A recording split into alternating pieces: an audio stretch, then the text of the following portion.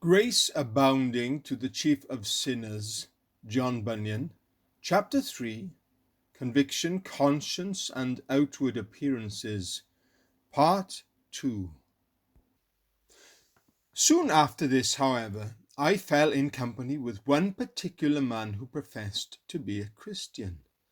I then thought that he talked pleasantly of the Scriptures and of the matters of religion, and beginning to somewhat like what he said, I started to read my Bible and to enjoy reading it, especially the historical parts. As for Paul's epistles and biblical writings of that nature, I could not understand them, as I was yet ignorant both of the corruption of my nature and of the importance and necessity of having Jesus Christ save me.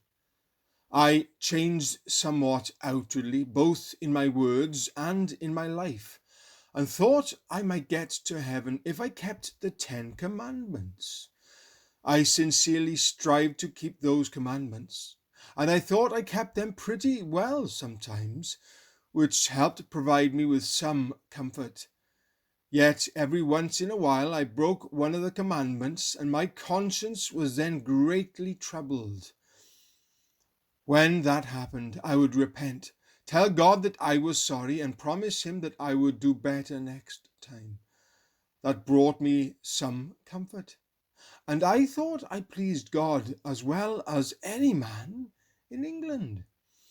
I continued in this way for about a year.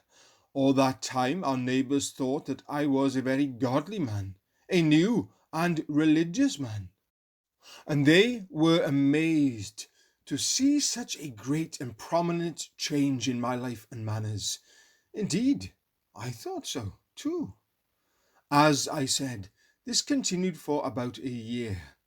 I have since realized that even though I was sincere and I changed outwardly and tried to keep the 10 Commandments, I did not yet know Christ, nor grace, nor faith, nor hope.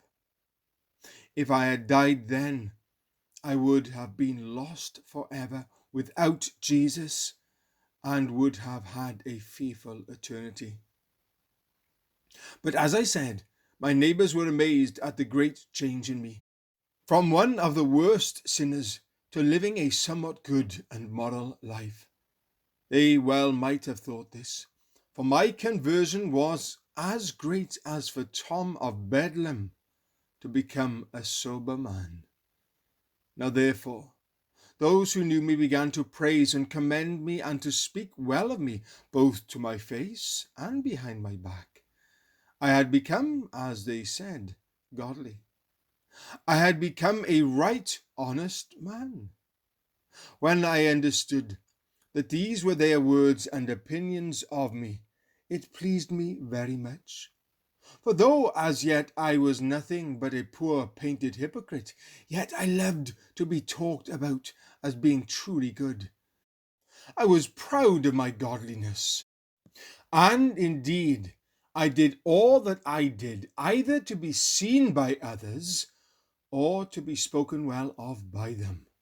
I continued in this way for about a year. Before this, I had taken much delight in ringing the church bell, but my conscience was beginning to become tender, and I thought such practice was vain. Therefore, I forced myself to quit, but I could not get the desire out of my mind. I would go to the steeple house and look at it, though I dared not ring the bell. I did not think this was right, but I forced myself and would look on still. Soon after, I began to think that one of the bells might fall on me. Then I chose to stand under a main beam that lay over the steeple from side to side, thinking that I might stand safely there. But then I thought that if the bell would fall with a swing, it might first hit the wall and then bounce off the wall and kill me. This caused me to stand in the steeple door, where I thought I would be safe enough. For if a bell would fall, I could slip out behind these thick walls and be safe. After this, I would still go to see them ring, but would not go farther than the steeple door. Then I started to wonder what would happen if the steeple itself should fall. This thought that the steeple might fall when I was standing there, watching the bells being rung, did so continually shake my mind that I did not dare to stand at the steeple door any longer, but was forced to flee for the fear that the steeple would fall upon my head. Another thing that I thought was displeasing to God was my dancing.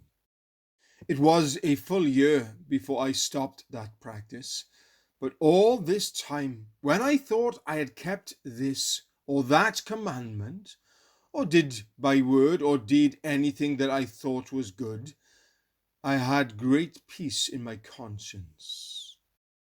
I would then think to myself that God must now be pleased with me. Yes, I thought no man in England could please God better than I. But poor wretch as I was still all this time ignorant of Jesus Christ, and I was going about to establish my own righteousness. Romans 10 verse 3.